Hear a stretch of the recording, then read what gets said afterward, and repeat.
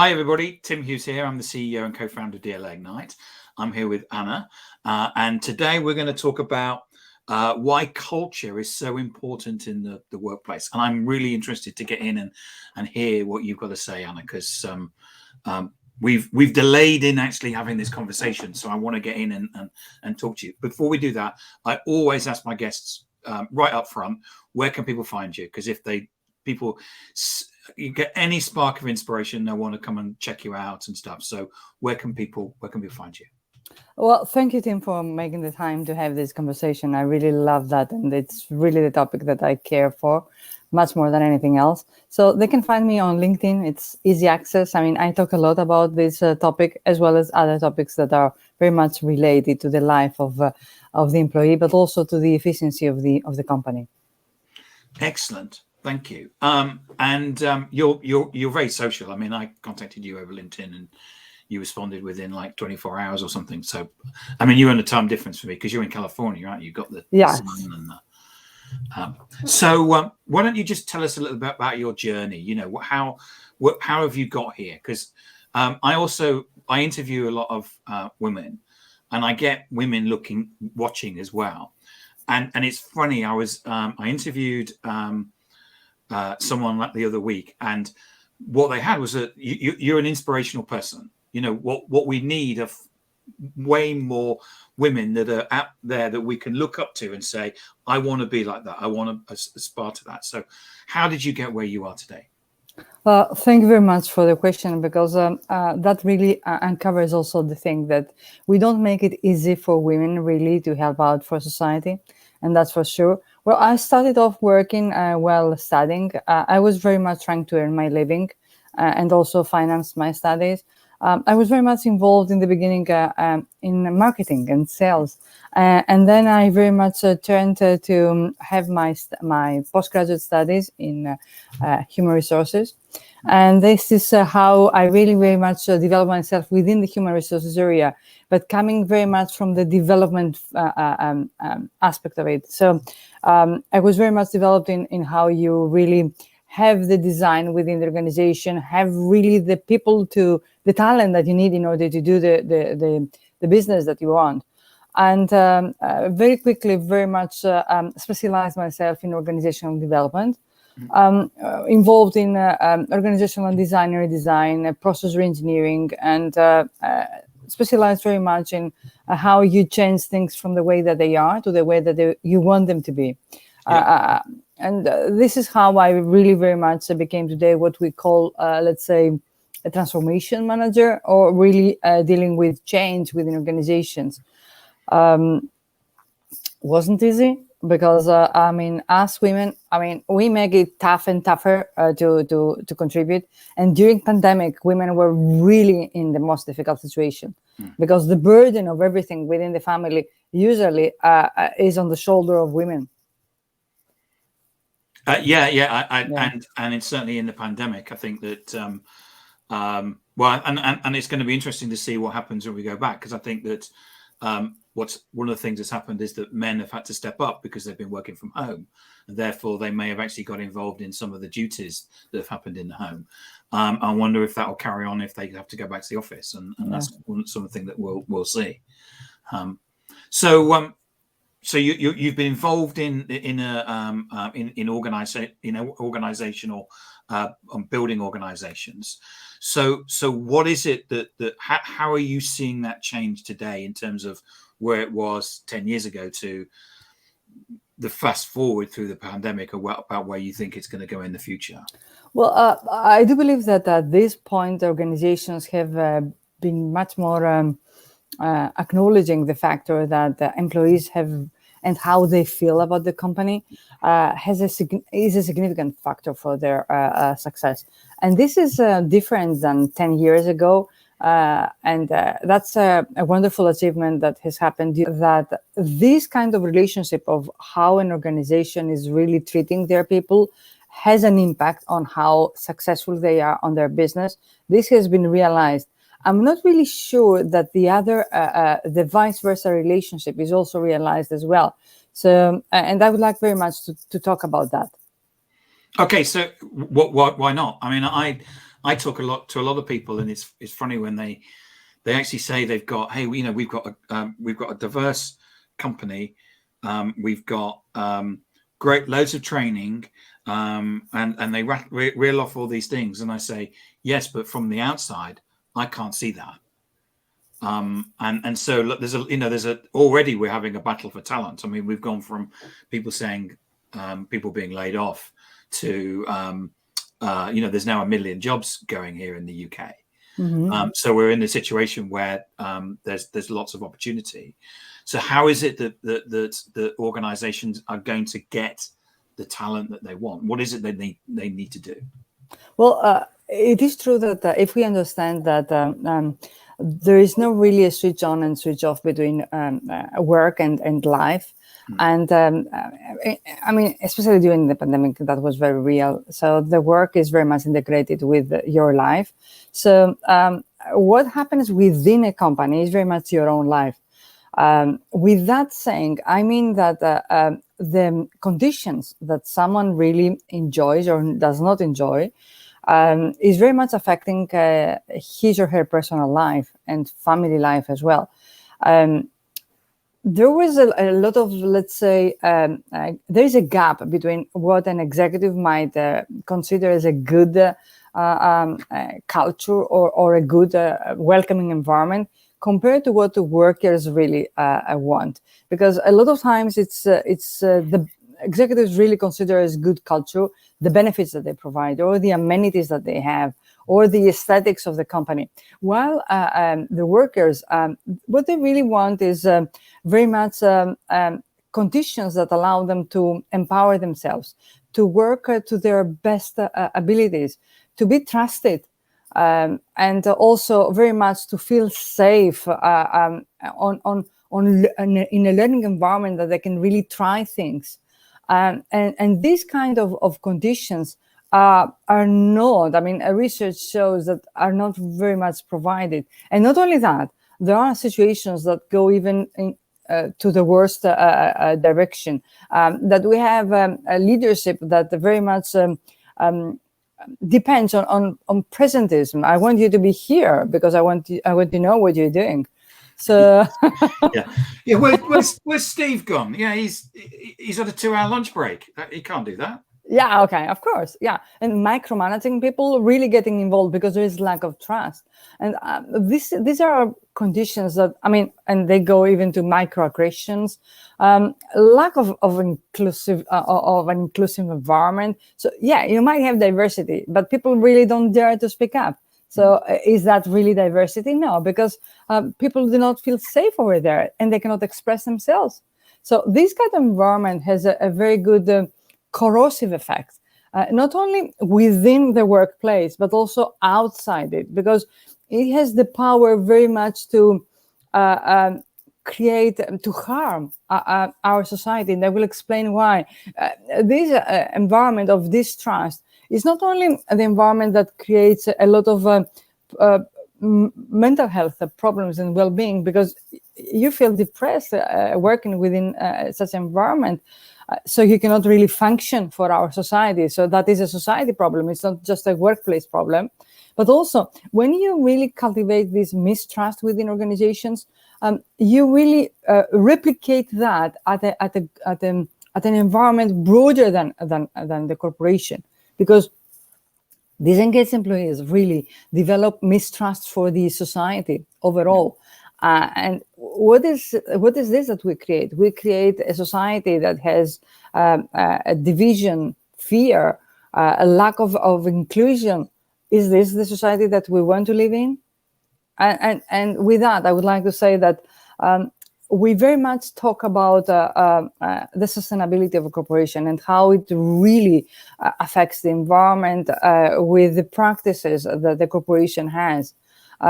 What about not just the policies, but also the practices regarding respecting the person, allowing to become fully at work, and really having the leadership that will allow the people, will trust the people, and will allow the people really to put the best of themselves, to flourish within the organization? What about this kind of responsibility that the corporation has that allows them really to have trust and also go back to their family in good health and in good mental health. Oh yes, and I agree with you. I've worked for organisations where the objective was basically to give everybody an office that looked like Google. Yeah. And it was like, well, yeah, there's actually more to life. I'm quite happy to sit in a cubicle, if and and it's not about a whole list of benefits. It's about do people? I'm going to use the word love. Do people at work actually love you? I'm using that word on purpose because in fact, people can actually work with you and respect you. But one of my colleagues tells me, he used to be work for a big lawyer firm, and his dog was ill, and his manager said, "I don't care about your dog. I need you in the office here." And it was like, and it was that point where he realized, he wasn't going to stay there, and we need to be looking after that we talk about the big resignation or the big quit, and I mean I don't know whether that's actually, there was talk about lots of people resigning in September. Whether that's happened or not, I don't know. But people through the pandemic, they're making different decisions about the way that they, what do I want to do in my life? And those decisions also, in fact, impact on work. Oh, what you say resonates with me so much. I mean, I live in the Bay Area, in the San Francisco Bay Area, and Google complex is very much next door.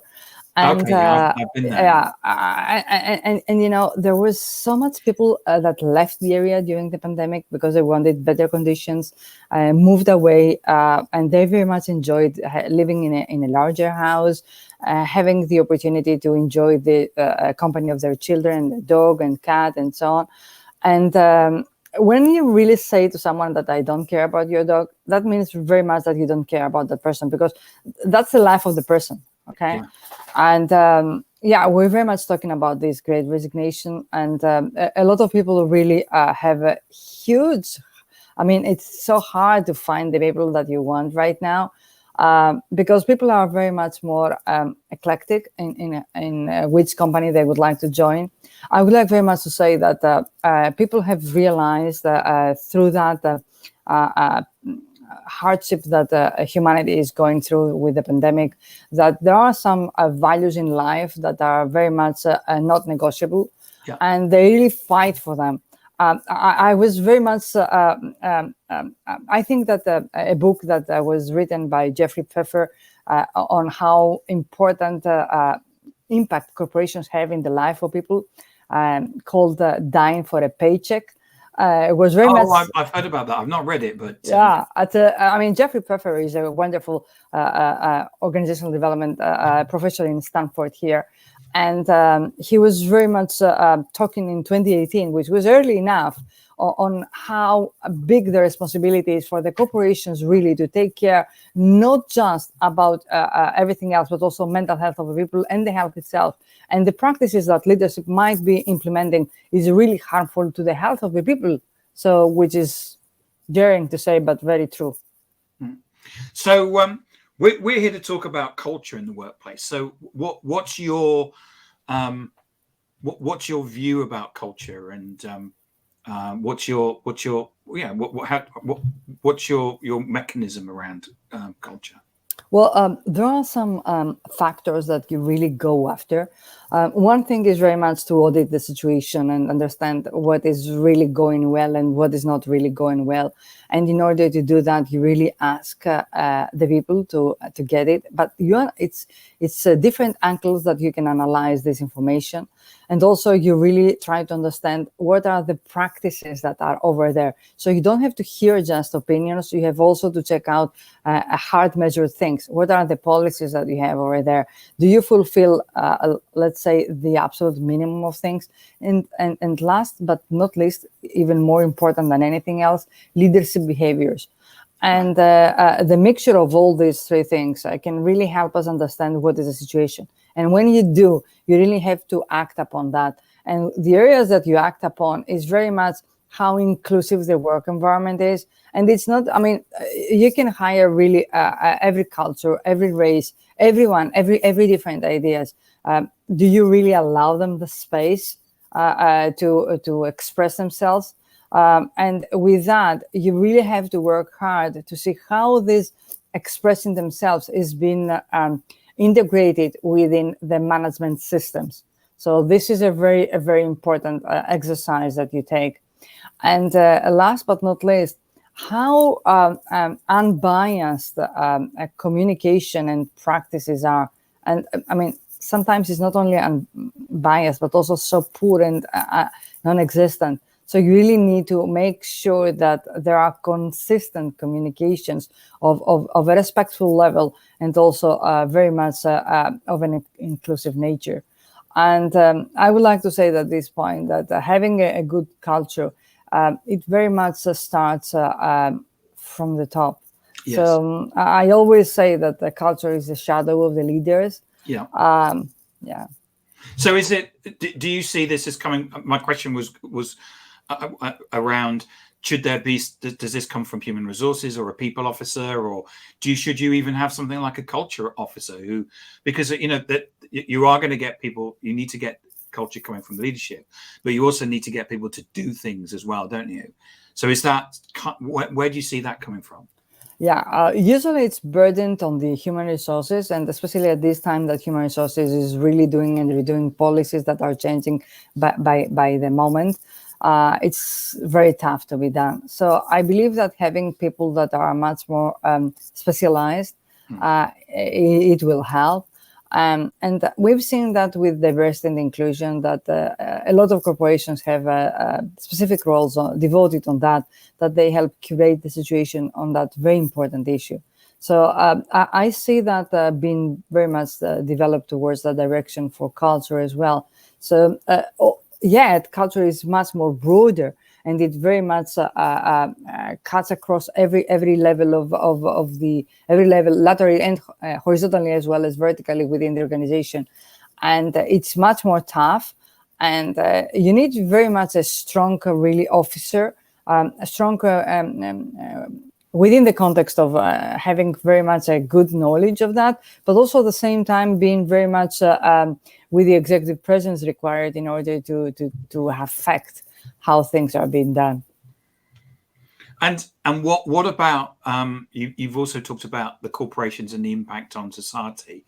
Is that where we're kind of seeing the corporation inside out? So it's not just about what we're doing as a leader and the culture internally, but that's going to impact on the culture externally and vice versa.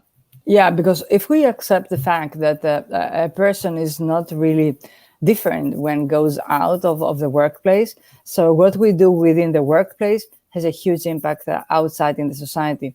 And when we create a society of mistrust and a society of division and fear and lack of empathy, this is not something that anyone wants. And I don't believe that any of the corporate leaders really want that as well. No. So by the moment that we realize that, we act upon that. There is the power over there to influence how people think, feel, and act, and not just within the workplace, but also much further and beyond that. I always say that the corporations really produce much more than just their products and services. They produce mindsets. They produce culture. Yes. And I think I love that, because it's true. We do produce products or software or whatever, but we do actually produce mindsets, because we've all been in a situation where we've said, I know this because of this particular mentor, or I'm doing this because of this particular person. And I think sometimes we forget the importance of and the impact that we as individuals can make on other people. That's true. And by the moment that this is realized, it's going to really be acted upon. And that would be really the dream. And imagine if a corporation has the vision really to keep this wonderful earth intact by all the harmful things that we do, to really preserve the environment and help really the climate being really not crazy as it is right now. What about humanity? What about society and the people, the way that people really develop themselves, act? That's really a wonderful vision that the corporation can have. Yeah, I'm trying to remember the name of the book. There's a book that came out recently, which I read, which actually, the way that we run society at the moment is that we go to work, we pay our taxes, and the government takes those taxes and does stuff with them. Some things we may agree with, and some things we may disagree with, but some of those things could be planting trees, or helping people to move away from petrol to electric cars, or whatever it is. But what this book was saying is, why isn't it that we're actually starting at the beginning, that the corporations are actually doing this? If we want to have more trees and have better cars, why aren't the corporations actually doing this rather than the governments? And it's a different view on the world, that we could be taking culture, our mindset, because I love that word that you used, and actually building that out and building a better society from our place of work. And there are corporations that they really put a lot of effort towards that have a corporate social responsibility much more enhanced compared to others. I was fortunate enough to be part of some of such corporations, and they do really have they make they have their stake on how our society is being shaped, and they really take a part of their margin to do that. And I believe this is the direction that the corporations should take.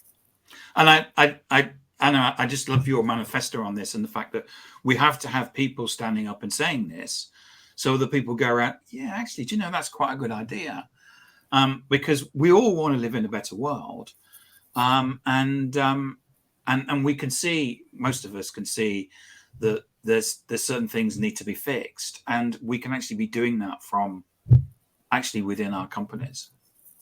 Exactly. And companies, are really very much spreading in so many aspects of people's lives, so they can really influence so many different factors that affect society. Yeah. Thank you so much for coming on today and talking about that, Anna. It's been insightful. I mean, before you came on and we went live, you said you had a manifesto, and I can see why, because there's a lovely dream here, let's build a movement. Yeah, and some corporations are really doing that. Yeah. I can see, and I spent a little while in San Francisco in 2019, and it's a beautiful place, and it's very different from a lot of places in the world, because there's a particular mindset there in California, but as with a lot of things, as the Red Hot Chili Peppers said, it's about Californication, and sometimes what we can do is we can take some of those good ideas and we can spread them into other places in the world, the UK, for example. I would love this Californication thing to happen. Yeah. Anna, thank you so much for coming on and talking to us today. Remind people where they can get hold of you. LinkedIn is the best place. Okay, LinkedIn, right? Okay, we will do that. Anna, thank you so much for coming on and talking today, and have a good rest of your day. Thank you. You too. Thank you. Thanks, Bye-bye. Anna. Bye. Bye.